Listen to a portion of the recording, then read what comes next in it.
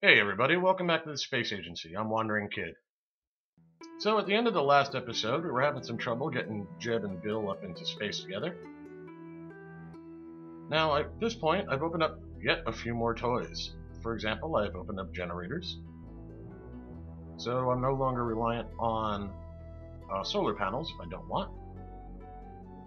And I've also opened up the 25x4 Jeb and Bill are piloting. And as you can see, I've still got some funds. What I'm trying to do is I'm trying to open up the parts while I do missions. And then I'll build out the stations once I've got enough opened up. So the Toucan Launcher 3 is ready for service, I think. Let's see if we can put this in space.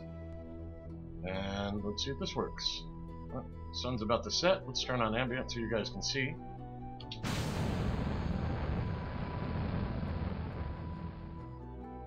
Well, I don't quite have the Delta V to hit orbit. Part of that's because I only had a TWR of 1.47 at liftoff. But that's okay. What we're going to do now, let's see what we can do about moving our apoapsis. So now we're going to decouple this.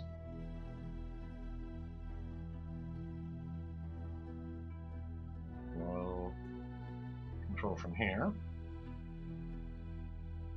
Spin ourselves over.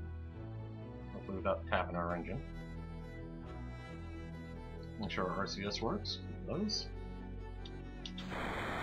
Engage that engine.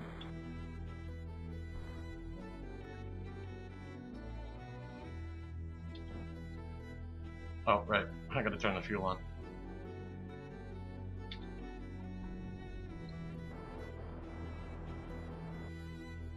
And the easiest way to pick up the periapsis from this point is just to go radial.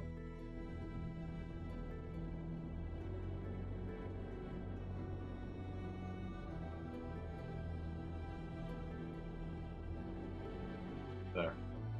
Alright, so now we're orbital. There's a decent amount of Delta V left. And stop moon! Alright, so 140, we'll take that.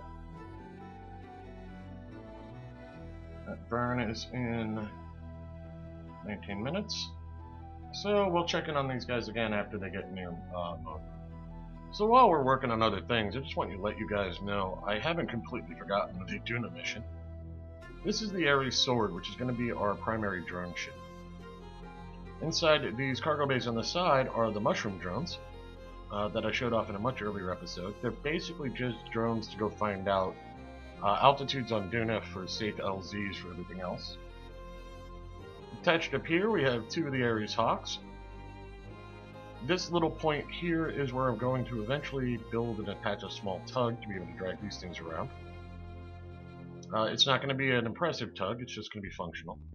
Down here is a docking port to allow our refueler to hook up and refuel the system. I stuck a cupola on top, just, well, because. But it's not like it's going to hold many people, but it's kind of a just in case I end up with a Kerbal near it and they need somewhere safe to go hide. Other than that, this ship is meant to be fully automated. 3 large reaction wheels, 2 generators, a rechargeable battery bank, and a remote guidance unit. I'm hoping to be able to launch this thing as one piece. The problem is right now, as you can see, my parts are at 295 of 255. I need to upgrade the VAB to even roll this out to the launch pad. But other than that, I think it's reasonable to try and launch this thing. It is 176 tons. I mean, I'm not saying it's small.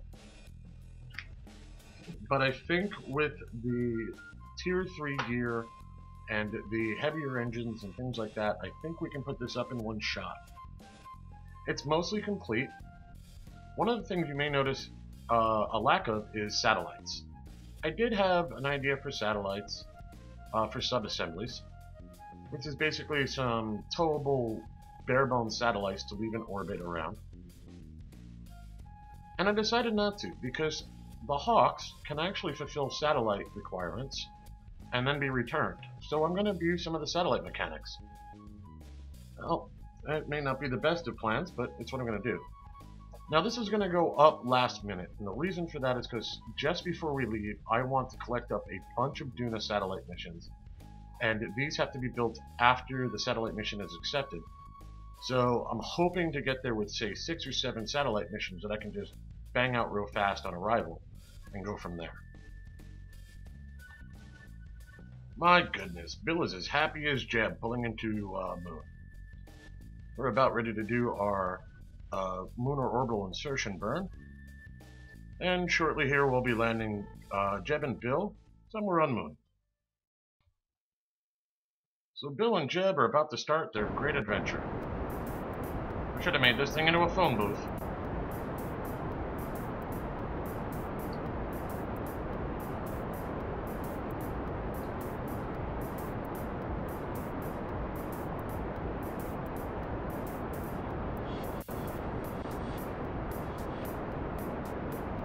Bill's not too sure about this anymore. It was a lot of fun while he was flying, but now that we're landing and Jeb's at the pilot grills, he's not sure. He's remembering all those test flights that they did just before they took off. Jeb calls them test flights, Bill calls them failures.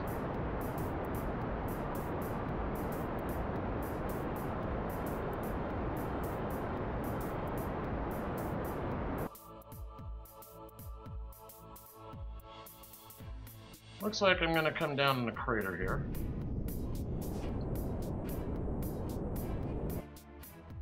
Well, looks like I'm coming down on something 15.8 degrees, so just going to watch our suicide burn. For those curious, the suicide burn does not take into account horizontal speed. My bad, that was pointed out to me and I had to do some testing to confirm it.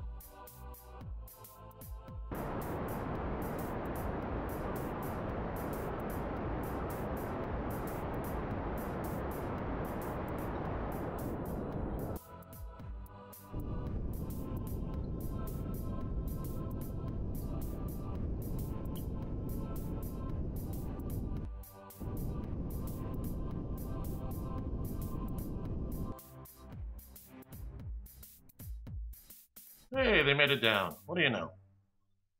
Not the greatest of landing zones, but they're here. Let's get our ladders out.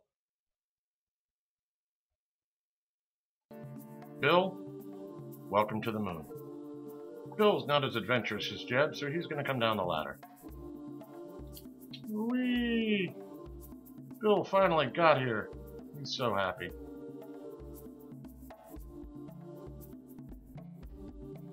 Oops, and Bill's having a good laugh at Jeb.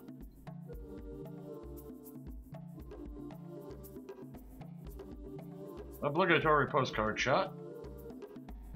Jeb and Bill, two buddies, made it to the Moon.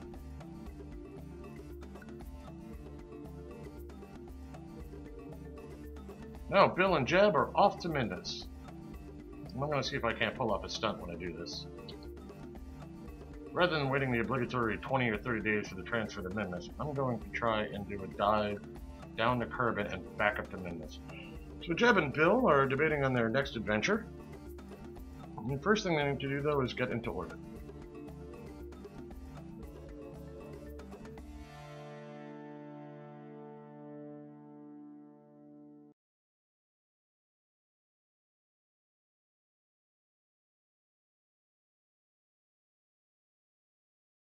Alright, we're orbital at Moon at about 14K. Now, let's see if I can figure out how to pull this off.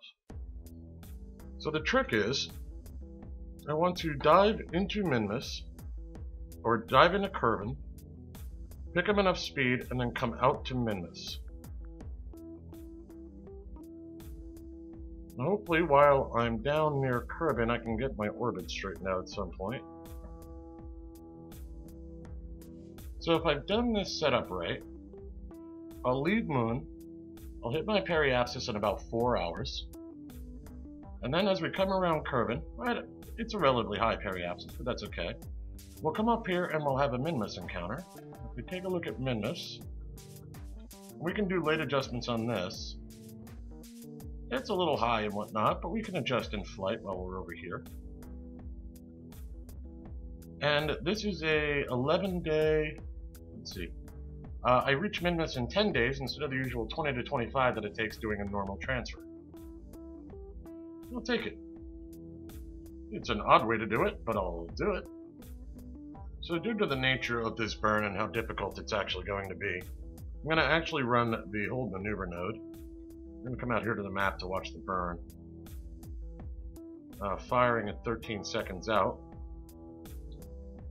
And we'll see if I can hit this right.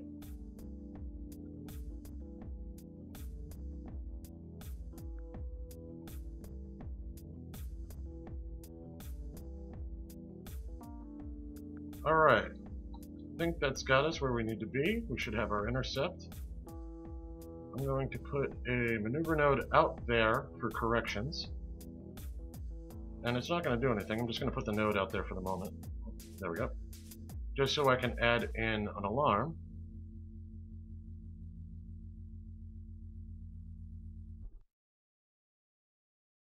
So that I don't forget to do what I need to do. Now, it's not the most efficient delta V-wise to do it this way, but it's much better on time. And while Jeb and Bill are on their wild adventure, here we have the Sky Popper, a little SSTO that doesn't function as well as I'd hoped, coming in near the Ares helm for a pickup on Harkin after already picking up Billy Bobbly Kerman, who had a name that I just couldn't resist. So I actually went up and rescued him. And that's reasonably close. This has no docking ports or anything like that, so we're going to have to manually transfer Harkin over. But this will get us Harkin down to KSP, so that we can get him his XP. And the Ares helm will just float until we repopulate it with crew. There we go. Switch over. Let's pop out Harkin. The Space Popper is basically a taxicab junior. It's only got room for 2 crew in it, just enough fuel for rocket flight and engine flight, a couple of wings, and some landing gear and some intakes. If it performed better, I would have showed you guys the build process and whatnot. I threw it away mostly because, well, this thing needs to dip into the atmosphere and then climb again so far with the flight profile I've got for it. I can take it apart later if you guys really care, but in general, it's just functional. I have a real hard time grabbing a ladder for this door. Alright, so let's get Billy Bobbly and Harkin home. So we're coming in on final approach.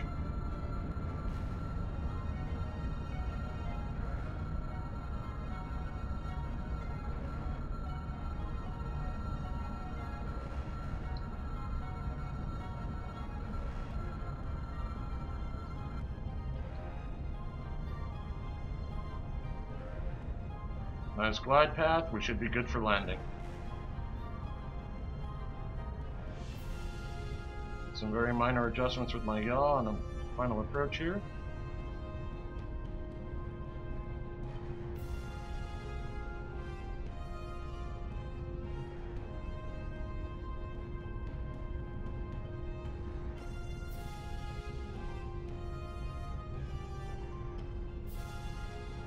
And we're down. Well, it lands well enough when I have my fingers on the right keys. Very nice. So Harkin got himself up to level 2. That's definitely a bonus. And Billy Bob, I believe is a scientist, got himself up to level 1. So this is the Ares Hawk 4, guys. Not much changed on it, just a little bit of rebalancing for center of mass and center of lift. I pushed the tanks here forward so that center of mass won't move as the tanks drain. And I moved center of lift forward just so it's not horribly in the back and I've got some maneuverability. I'm going to see if I can get this to space doing a different pattern, which is a very slow burn on the thrusters. I'm trying to let lift do the majority of the work. Kind of what you do with big old clunky heavy craft. So with them set to 15, let's see what we can do here.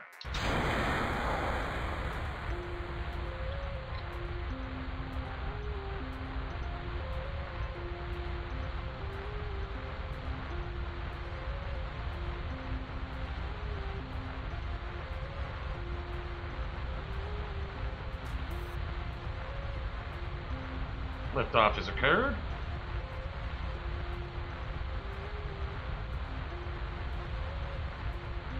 We'll keep our nose pitched up at around 10 and let's see what happens. I'm losing speed here. I'm not liking that. Let's give it a little more.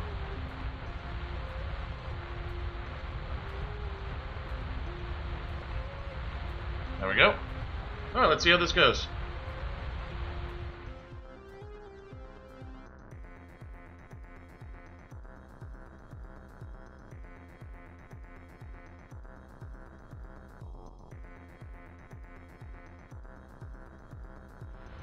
Thinking we're gonna need more speed. Let's crank this up.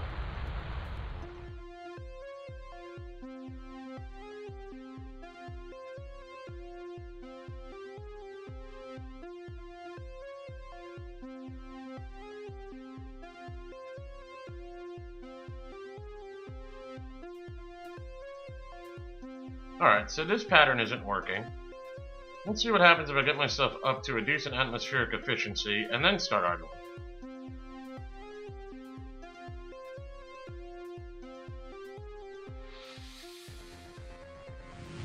So I need to stay at half throttle to counter the drag, which is certainly going to burn off my monoprop far too quickly. Yeah, I'm not sure I'm liking this. We're going to return this for the cash.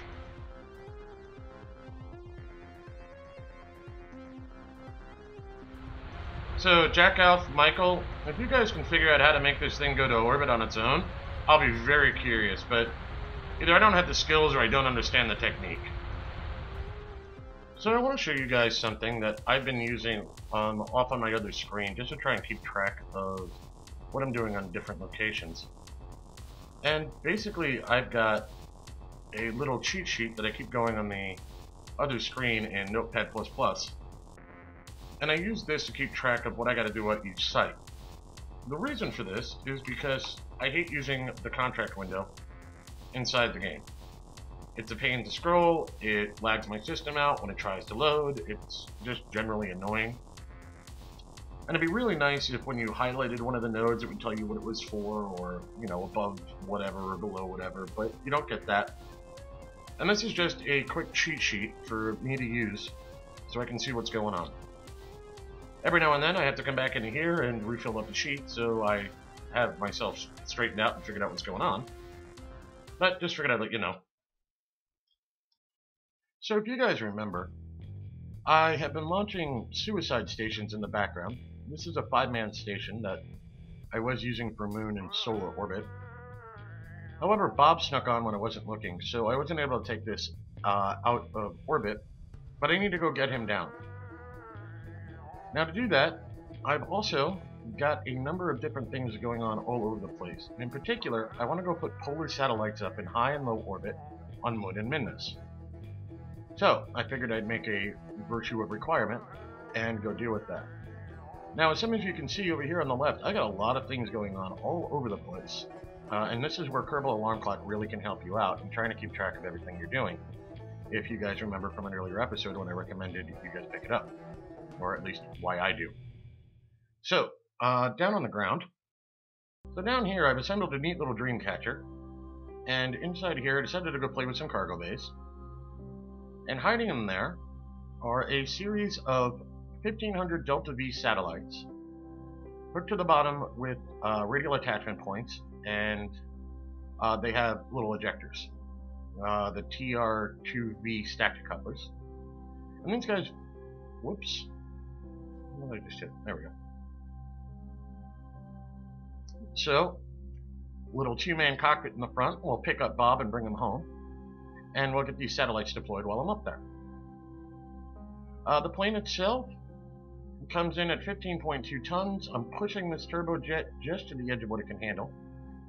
And I'm using the new shock cone intakes to try and help out with airflow. Other than that, pretty much a standard SSTO that I build. Mass and lift look like this. And the reason for that is because I expect worst case scenario to look like this on the plane for when I'm coming in for landing. Oops, get that back up there. Now I suppose I should put a pilot in here. Action groups. My abort group is handling my engines and intake on and off. Johnsel, you don't get to come along. Rich Bulls will be flying. Let's go to space. Alright, we're looking okay. Make sure that I'm not badly set up on my staging. Okay, we're good. let's see how this one goes. So one of the reasons I'm bringing these satellites up to polar orbit on both Moon and Minmus is to help save my landers a bunch of Delta V that they keep having to do when they pop up, go to the next place, and get high-low, and come back. By putting them in polar orbit on the dawn-dusk line, hopefully they'll be able to pick up the majority of my temperature and gravioli scans in orbit, and I can save a bunch of Delta V on my landers and a bunch of work we're having to do with them. Now, the landers will still be necessary for very low below contracts, like below 6,200 on Minmus, for example. That's something that a lander will still have to go and take care of. But these satellites should be able to handle the majority of the work I need them to do. I am a little concerned about this plane. If you'll notice on the nav ball, the prograde marker is nowhere near my target, which means I probably don't have enough lift on this plane. But we're going to give it a go anyway. Okay, I'm not feeling the love on this plane. I don't like my prograde marker. I don't think I have enough lift. We're going to bring this back in for landing before I get too high and I get out of control.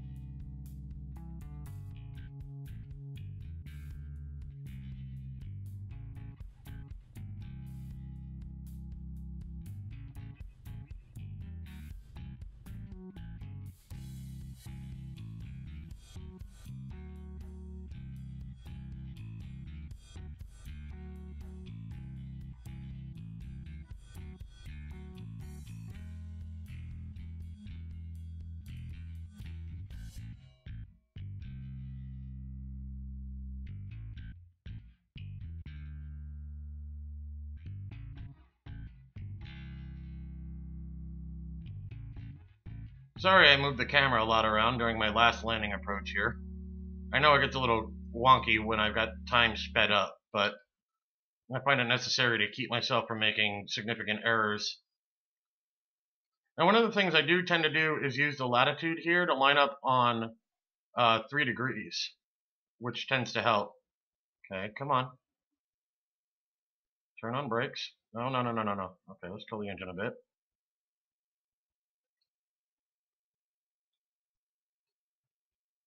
Yeah, that was a very hot landing, but that's okay. When you don't have a lot of lift, you do need to come in a bit fast to keep your lift up. So yeah, I'm thinking I'm short by like 2 or 4 units of lift, which kind of surprises me. This delta wing's worth 2, this one's worth 2, this one's worth 2, this one's worth 1. So that's 7 by 14, a 15-ton craft. So yeah, I'm a little low, but I wasn't expecting it to be that bad.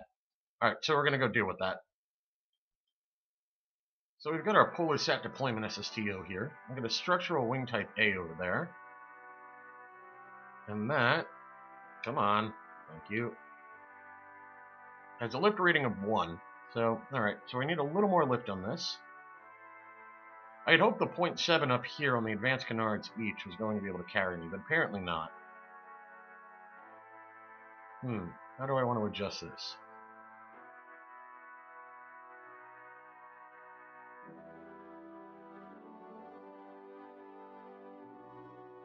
See, now I'm not all that confident about doing it this way, because this makes these elevons much less useful because of the amount of wing that's in front of them. And what happens is, as you angle your craft up, these become useless because of the length of wing that's going to block the airflow that goes across them. However, alright, so that's 2, 4, 6, 7. If I add in an 8,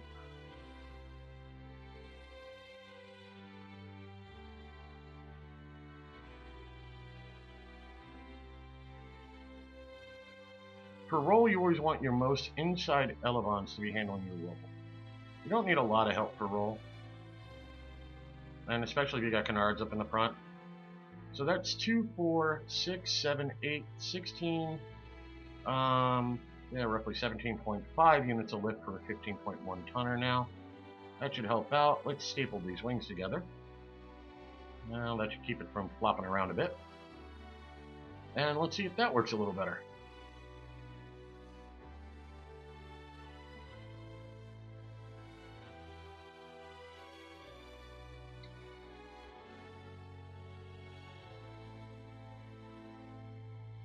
Alright, we have liftoff.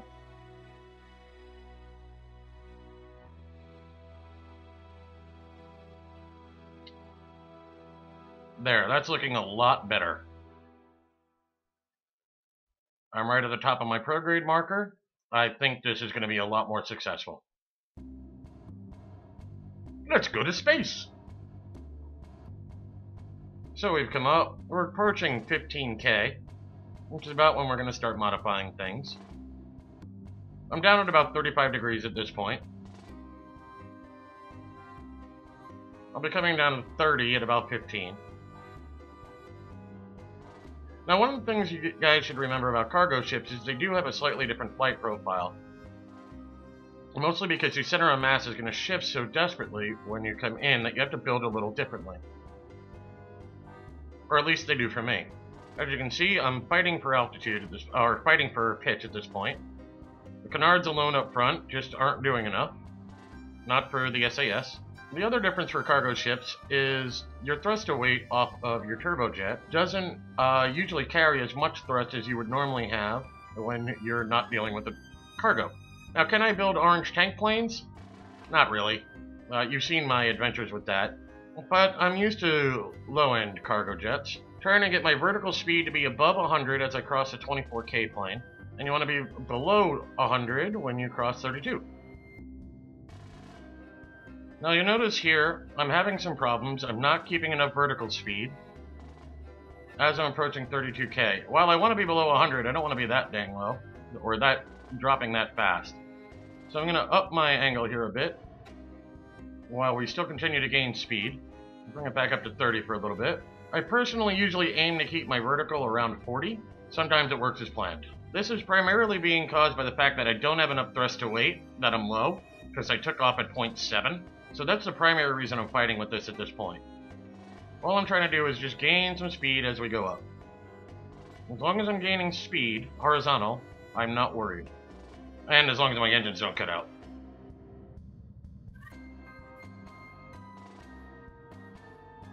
Now, as my speed increases, I eventually hit a point where I don't have to angle up quite so much to be able to hold it. As you can see, I'm holding it around 25 now, and I'm able to maintain my 38, 39. I just have to bounce up to 30 degrees every now and then. I'm going to continue this pattern until I get to about 1900 meters per second, I figured. First engine cutout has occurred, cutting to 5.6. Part of the reason I have an engine cut out this early is because I'm so far off the airstream. Luckily, I have the shock, what do you call these? I have the shock cones on, so they're getting a lot of intake. Now, if I bring myself down to 15 or so, I should pick back up. There we go. Bring it down to 2/3. Okay, now we go for speed. You'll notice my vertical speed is dropping. I'm probably going to lose a little vertical as I go here.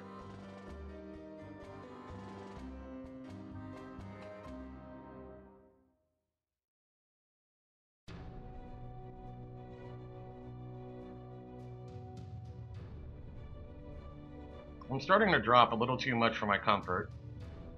Even though I'm gaining speed, I'm gaining it slowly. I'd hope to be above 2K at this point.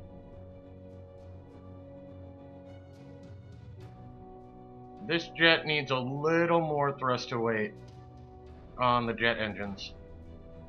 I am pushing the limit of where you can go with the turbojet, which is about 15 tons at most.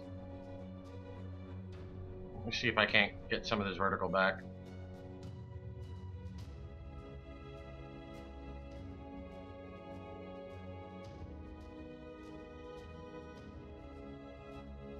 There we go. Now that I've gotten to a speed that I can really work with, I'm able to pull my vertical back up some. We dropped a little bit back down, so that actually helps maintain airflow into the shotgun intakes. Now, I'm sure there's better approaches, but this is the one I usually end up on. Now, if you'll notice, I'm gaining speed, gaining vertical speed even at 10 degrees, even though earlier I had to hold it up at 25, 30.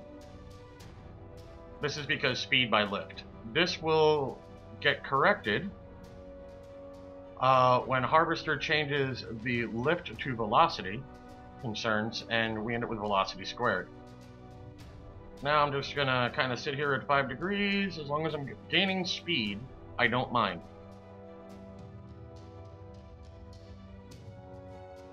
My periapsis just went positive for me. That's always nice. Once that happens, I'm getting pretty close to orbital speed. At some point here, my vertical is going to start running away from me. And that's okay, we want that to happen. At this point, I have enough speed that if I wanted to, I could disengage the jet engine and switch over to my rocket boosters, push myself up to 70k, and be done with this. Or 75, probably. Now, at this point, we're just going to keep eking up the engines while hanging out at 5 to 0. You notice I'm basically going horizontal at this point. I'm going to have Rich Bull's hold prograde at this point.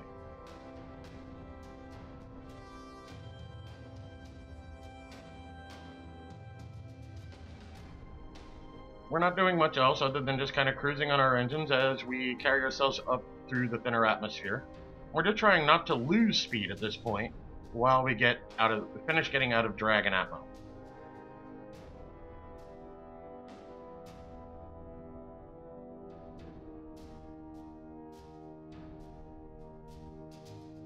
Okay, we're approaching 57k, which is about where I expect the engines to finally finish cutting out. So at this point, we're going to cut the engines, and we will stage to engage our liquid fuel engines. We ended up with an apoapsis of 90.6, a parity of just shy of 39. So roughly about 2/3 of the circumference. Over here we'll add a maneuver. Pick our periapsis up a bit. Not quite so much.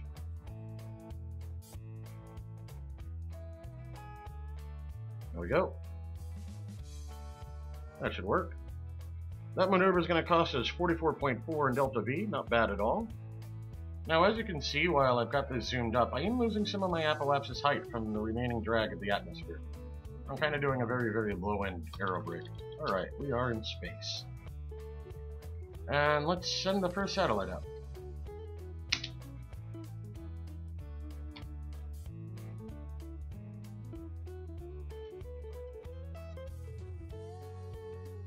Let's extend his panels.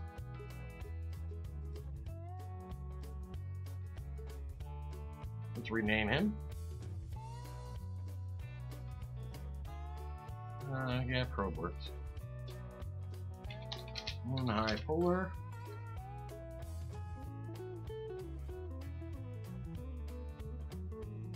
Is your engine engaged? Nope, not yet. Why is your engine not engaging? Alright, fine. You're engaged now. Alright, let's figure out your departure pattern here.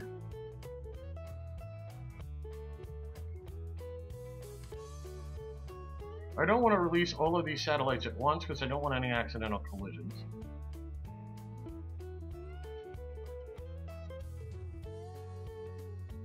So I'll be sending these off in a staggered set.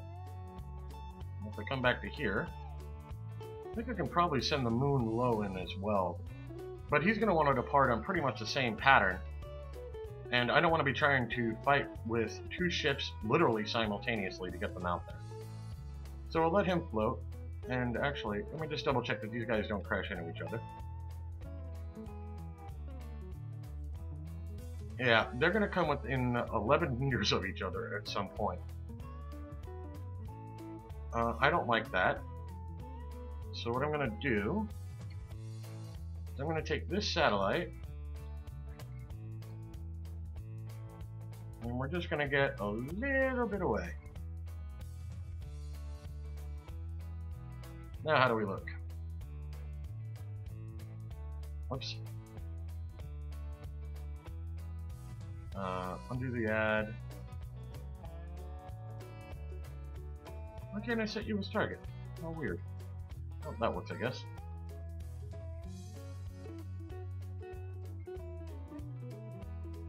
There. Now we stay at least a couple of 100 meters away from each other. Excellent. And we'll adjust for what we need to adjust later.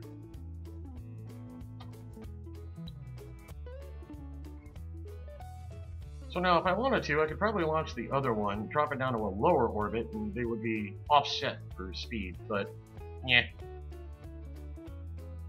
I'm not in any particular hurry to get these things out of my face. But as you can see, we'll be launching these slowly but surely. Actually, I could probably launch the Minmus one, and get that one started. Yeah, let's launch the Minmus one out. I'll drop him into a slightly lower orbit. So, fire the next one.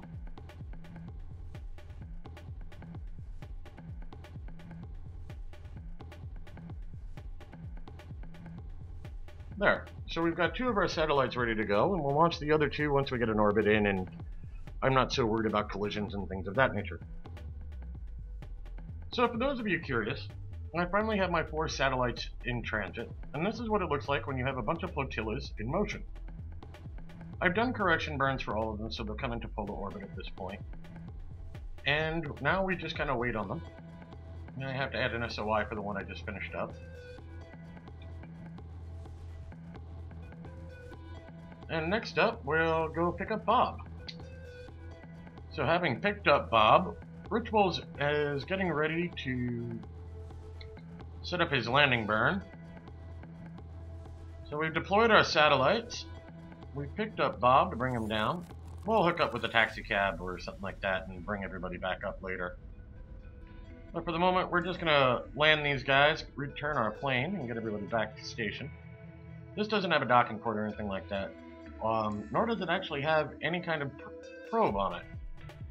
So it's not like I could detach it or anything like that anyway. So I'll just get these guys landed. I may have misjudged the landing pattern. I may overshoot KSC. We'll see.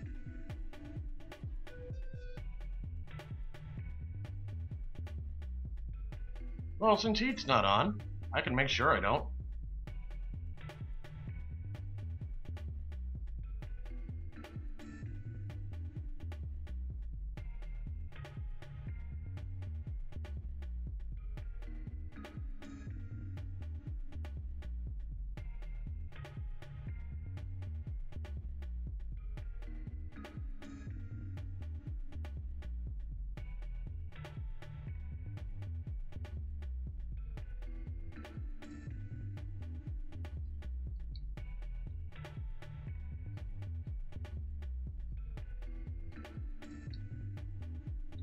Can't quite seem to aim it onto the runway here. Doesn't want to go. Come on, get over there.